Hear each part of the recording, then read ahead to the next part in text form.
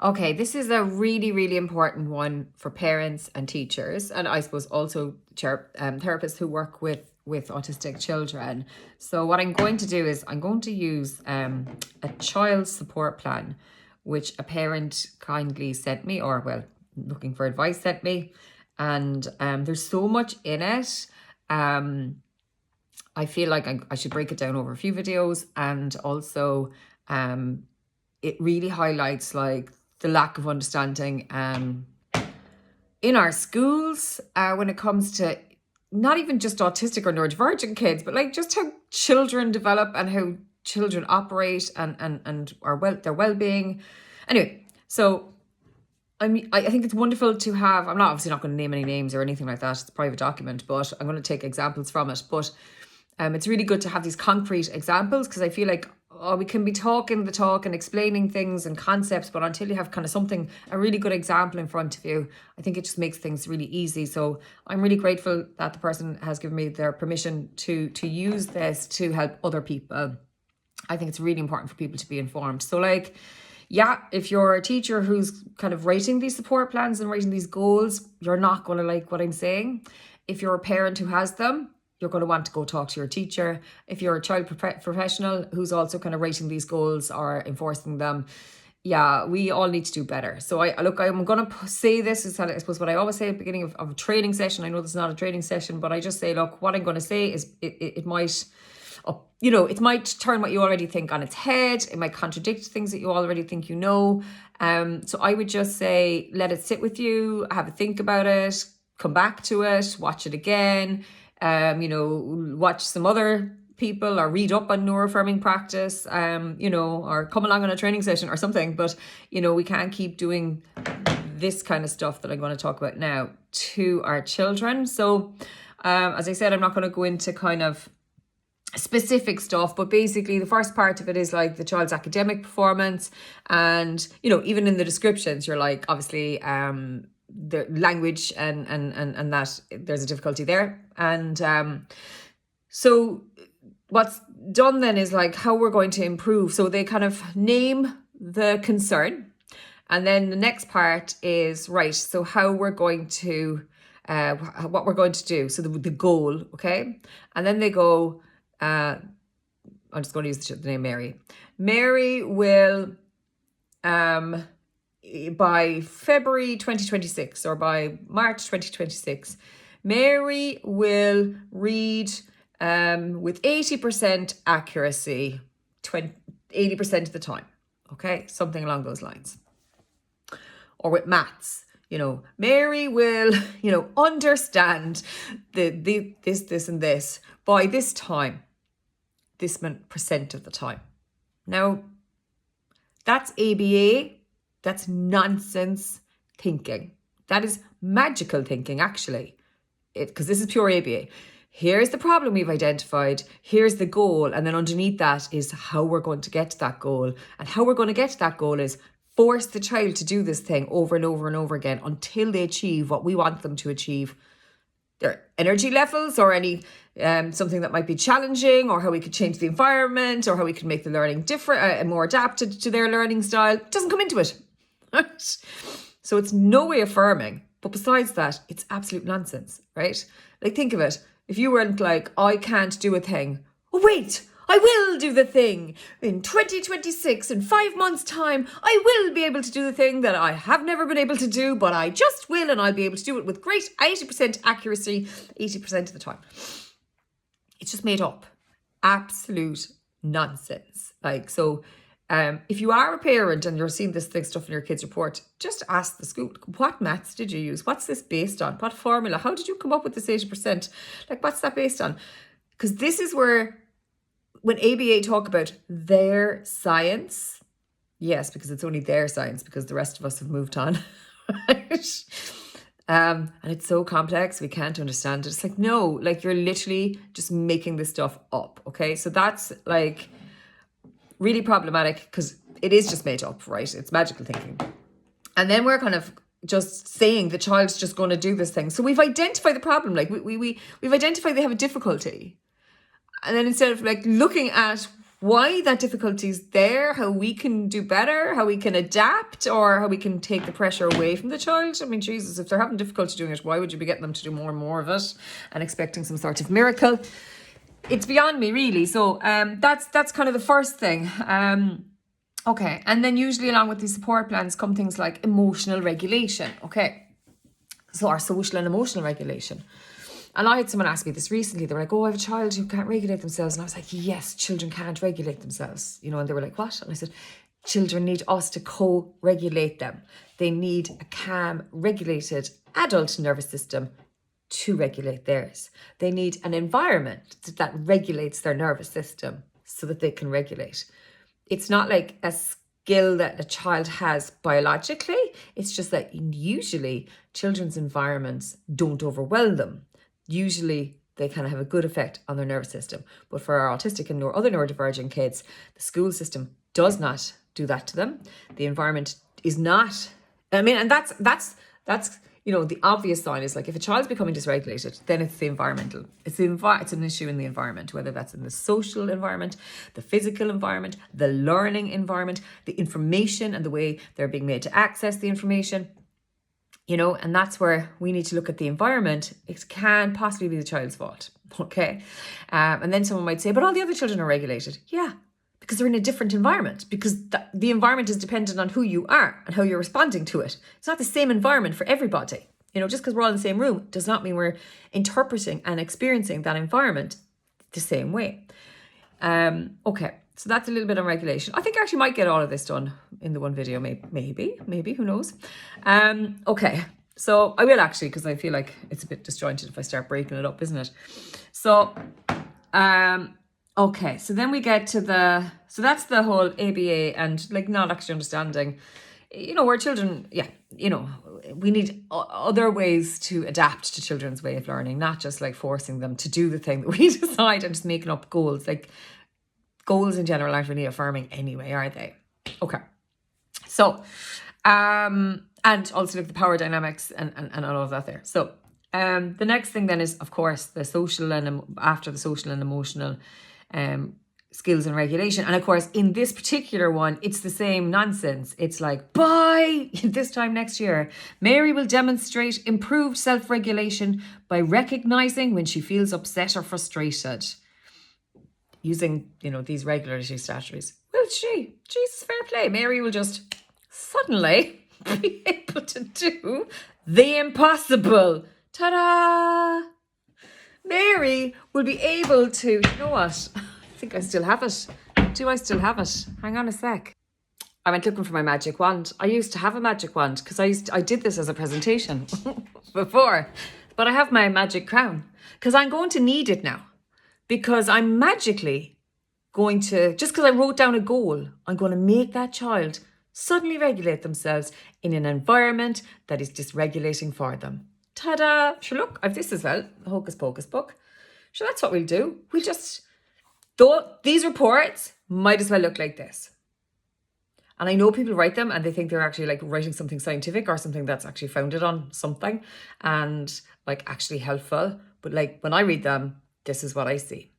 This is actually what I see. I see ridiculous, magical nonsense. People putting ridiculous expectations on young children without actually understanding anything about nervous systems, about child development, you know, or trauma. It's not like I suppose it's just not good enough. And I know it's not like individual teachers' fault, you know, because the system is failing everybody, you know, people are not getting the right training before they actually enter a classroom. It's shocking, actually. It's all just how to classroom manage and, you know, how to do the right lesson plans, basically, as opposed to understanding how children learn and how they learn in loads of different ways, and how they need to feel safe first before they can do anything. I mean, that's what we should be. That's what the main education, you know, should be about. So anyway, but, you know, I will say, and there's so many amazing teachers and SNAs and therapists who want to do better. And when they realize this stuff, and I'm not, you know, I'm trying to make fun of people doing that. I'm just trying to show you how ridiculous it is. And I know when people like realize that, then they're like horrified. And often there can be, you know, again, as I said at the beginning, you can feel like betrayed. You can feel like I'm making it up. You can feel really uncomfortable, because it is uncomfortable to recognize that we've been not doing the right thing by our children and young people. It is uncomfortable. Like, it's not a nice feeling, but that is a good feeling, even though it might feel very uncomfortable. It's a good feeling because it means actually it's going to motivate you to change, and it's going to motivate you to do better. So I would say kind of sit with it, work through it. And don't be beating yourself with a stick either, because there's no point beating yourself with a stick. When we know better, we do better, and we just need to move on and do better. Okay. So the social and emotional regulation is just, so this time next year, the child will be able to do all of these things that we've just randomly decided she should do. Right? Randomly decided that she should do, because we think this is what a child should be doing and should be able to do. And it's all basically just practicing the thing, just doing it over and over and over and over. But sure, if a child has difficulties with something, doing it over and over and over is just going to be tormenting for them, isn't it? It's going to be tormenting. Anyway, I'll go to the social skills bit, what they're kind of advising, because look, that's definitely my area. And I'm going to show you what's wrong. Okay. So they're going to make this child suddenly be comfortable in her environment and just communicate and engage with everyone around her. Okay. So here's the social emotional regulation. So by next year, Mary will develop confidence in social communication, just like that, by participating in short, and this is such a common one, I've heard of it before, short, supported peer interactions. So that means Mary's going to be forced to talk to her peers, or her peers are going to be forced to talk to Mary. And that's going to suddenly make Mary confident. I think it would make Mary shrink inside. Maybe mask her way through it. Then this is more what Mary's just going to do because we said so. She will practice initiating simple conversation. So again, you see, it's like, oh, Mary can't do these things. She just needs to practice them. No, Mary can do all of these things. This is human nature. This is innate in human beings. And unless you think Mary's not human, you think, you can't assume Mary doesn't know and we just need to teach. And that is the thinking when it comes to autistic kids, right? Is that they don't know and we need to teach. You don't. You need to get out of the way. You need to remove the biases. You need to remove the barriers in the environment, and the kids will look after themselves. So she will practice initiating simple conversations, because obviously Mary has difficulty initiating conversations, because that's what people say about autistics. Maybe it's not safe for Mary to initiate a conversation. Maybe Mary doesn't feel good about herself in those situations. Maybe Mary has learned it isn't safe. She's not just imagining it. She's learned from her past experiences. She's going to respond to other people's ideas. Yeah, so we're going to force neuronormative or neurotypical or neuroconformative, as I'd say, communication on an autistic child. We're going to force, this is very important, we're going to force the autistic child to communicate in a neuronormative way. Okay? And then also, so more part of this forcing of neurotypical ways on us is maintaining brief exchanges in a comfortable, is it going to be comfortable, is it? It's just going to be comfortable because we said so. Structured setting at least once during small group activities in each support session, twice a week. God, Mary's going to have a tough old time. Isn't Mary going to have a tough time now with this kind of support plan? This is just a little bit. And this is just a little bit of the socials bit. I haven't even said what the plans to get her, doing all the things she can't do otherwise as well. So yeah, she's just going to suddenly have improved self-regulation, because do you know what? Oh, look what's going to help her. She's going to deep breathe. Brilliant. I'll put on my tiara now again for this one. Look. She's going to deep breathe her way through high stress and anxiety. When people throw that thing out, it's like they don't understand actually how much stress that child is under. I tell you now, if you're at that level of stress, deep breathing, it's not going to work. Asking for a break? How about just give Mary breaks? Sounds like Mary would need lots of breaks if this is her school day. She can go to the beanbag. So fantastic. Jesus, that's definitely going to help. All of this stuff, isn't it? It's going to help her live in an environment, or be in school in an environment where clearly the teachers don't know what they're doing, have had zero training, and they're actually kind of experimenting on the child with their ideas here and their behaviour stuff. Okay, so Yeah, she's going to need more than deep breathing and a break and a beanbag, I'll tell you that, because now Mary's going to be highly stressed every single day. A few weeks of this, we'll start seeing meltdowns, and that'll be probably seen as challenging behaviour. Okay, poor Mary. Okay, so let's have a look at the how-to plan, okay? So here's more of our social skills training. She's going to have one-to-one conversations with a familiar adult to build confidence before joining group settings. Like, it's also pointless because talking to an adult one-to-one is totally different to talking to a peer when you're a child one-to-one. Like, it's not the same thing at all. Totally different dynamics, totally different things going on. That's a waste of time. It's not like she needs to practice talking. I'm sure Mary's well able to talk at home and do other things as well. Okay, now they're also going to use structured pair or small group activities like board games and cooperative tasks that naturally encourage turn taking and talking. And like, while those games can be so fun for kids who want to do them and can do them, it doesn't always have to be like the goal is to make them turn take and talk to each other. You know, and again, it's kind of like, she just needs to learn these things. Maybe Mary is autistic and maybe we need to learn more about autistic communication. Oh, now Mary's going to rehearse simple conversation starters. So we're going to give her scripts, neurotypical scripts to follow. So we're imposing neurotypical way of communicating on Mary. And we don't see anything wrong with that. We think we're helping the child. We're going to provide visual or written prompts like cue cards and maybe social stories to support what to say in different situations. So the assumption here is quite dangerous and quite ableist and quite a derogatory, or what's the word, condescending assumption is that sure, poor old Mary just doesn't know how to engage with her friends and she doesn't know how to start conversations and she doesn't know how to. Now, Mary probably has tried to do this numerous times in her life already, even though she's only a young child. And she's learnt that it's not safe to do because people react strangely to her and it's scary. So what we need to do in this situation is actually teach other people about autistic communication or teach other people that, you know, be kind when people try to join in and all of that kind of stuff. So we teach all children how to be better to each other. And actually we do that by being better ourselves. Children learn by watching us. That's modelling behaviour. They learn that if teacher treats this child differently, it's okay for me to treat that child differently too. Okay, the more for Mary. So now Mary's going to use role play to practice initiating. Is she really now? So she's going to learn. We're going to give her the script. And I mean, I'm a drama teacher. This is right up my alley. But I can see what's wrong with this.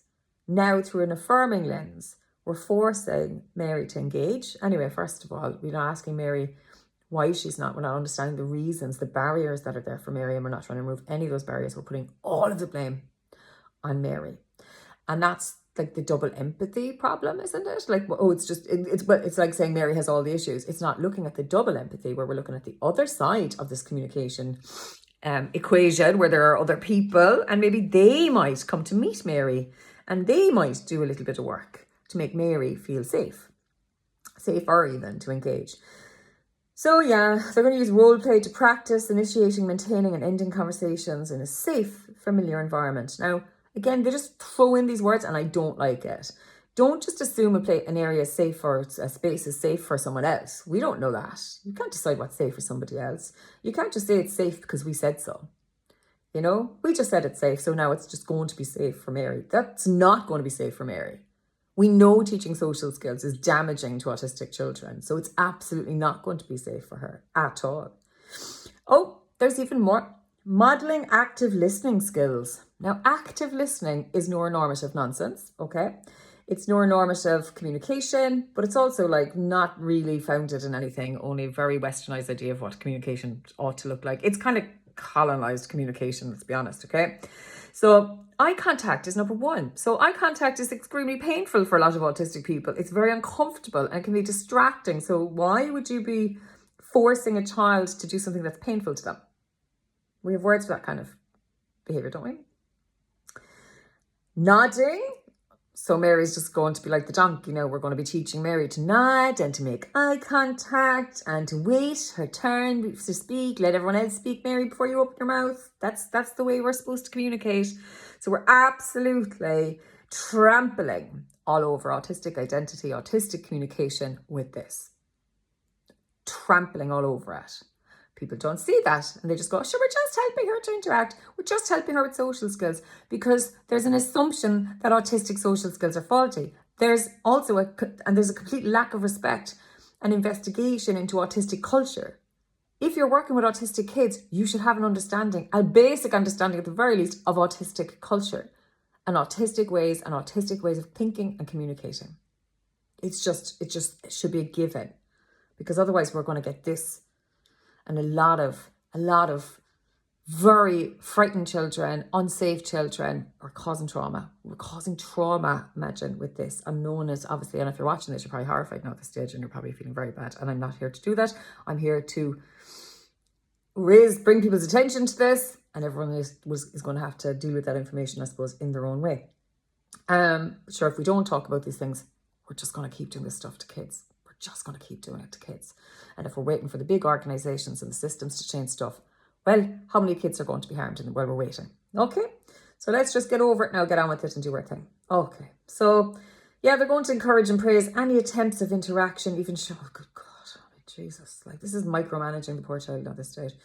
I did start off trying to be positive, but it's very difficult to read this. It's very hard. It's really, really hard, because I see all the things that are wrong with it. I see how a child is going to suffer under this kind of regime, you know, and just how unnecessary it is. My God, there's just so many other simple ways to deal with this kind of a situation, just to learn from autistics, learn. It's that simple, okay?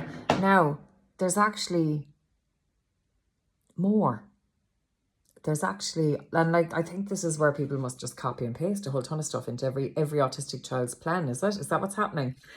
Because it's not very individualized or anything. It doesn't actually say like why Mary's having these difficulties, or it doesn't actually even list them. It's just this kind of like generic, here's all the things, that just all the social skills stuff, you know. So I do feel like it's not actually even kind of specific to this child. So I could be wrong. It's just the vibe I'm getting, and I'm good at reading my vibes. Okay, so they're just going to develop an understanding of their brain. So now not only is Mary going to have to be forced into interacting in ways that aren't natural to her culture, her autistic culture, she's now going to have to do a lot of learning about how her brain works. She's going to practice regulatory routine. Oh God, like breathing, ask, and this stuff now. Making kids, it's like, you're the problem. Can you see how many times we've told Mary, you're the problem, you're the problem, you're the problem? How many times have we told Mary that now already? Mary's heard all of those messages. She has felt all of those messages. How do you think Mary feels about herself? Do you think we're scaffolding and supporting and making it safe for Mary? Or do you think we are shrinking that child more and more? There's damage already done, which is quite obvious from the way she is, you know, not interacting with people. And now we're going to actually pile on more shame on the child. We're going to, and it's all disguised as help. We think we're helping. You know, and this is why we do need to learn from autistic people. We need to understand autistic culture. Otherwise, you know, and this is why, like, don't be doing training, don't be learning anything from people who aren't autistic and people who aren't affirming and people who haven't invested significant time. I'm seeing a lot of people who've done a couple of webinars offering training and stuff now. And I'm going, what are you doing? Or like someone who has an autism class for 20 years and they're teaching other autism class teachers. But sure, if you've no autistic in between all of that, you're just passing on bad habits. You're just passing on this nonsense, and it's harm. It's harm. You know, autistic people doing this kind of work like I'm doing, we're not doing it as a sideline. We're not doing it as a business. We're doing it because our community actually needs this. Actually needs it. Okay. So, yeah, then there's all the usual stuff. Regulatory tools, the beanbag again, a sensory box, a stress ball. Well, Mary's going to need 50 stress balls now. And this is the thing. We're going to stress the child out completely, and then we're going to give her these tools to deal with the stress. They don't even realise what they're saying in this. she's going to practice mindfulness and breathing, and this is why it's a pure copy and paste. So what's this going to do? We're going to offer positive reinforcements when she uses a strategy independently. Oh, great. We're going to ABA her some more. We're going to communicate, blah, blah, blah. We're going to reflect.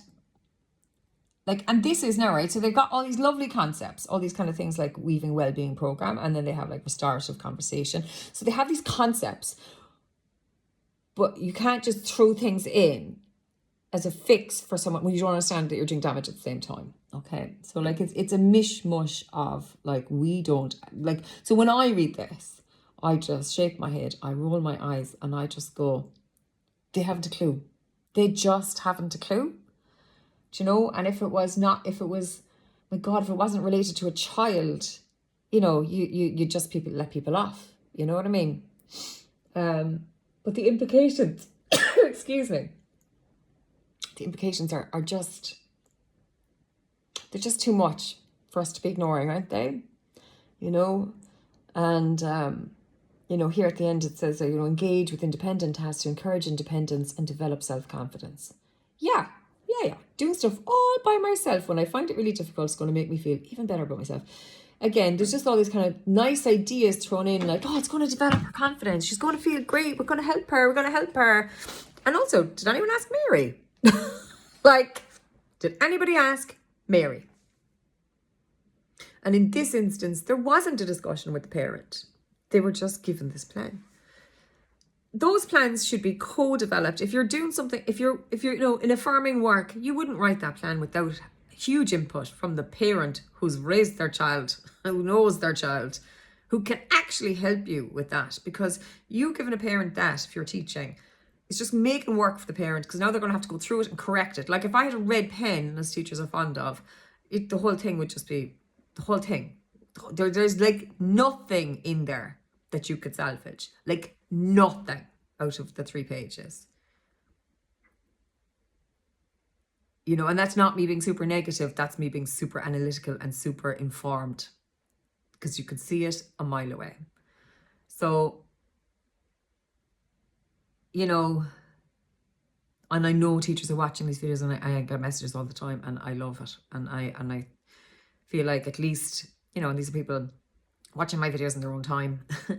So like at least there are people who are very willing and very much trying to change the landscape and change their approach and undo damage. And, you know, please do spread the word. There's not much point, you know, putting in all this effort if people aren't actually going to take action. And if you're a parent, I know this probably has been very hard to watch, you know, because Jesus, we all just want our kids to feel safe, be happy. Do you know? I mean, I don't care what academically my child ever does. I just want her to be safe and happy.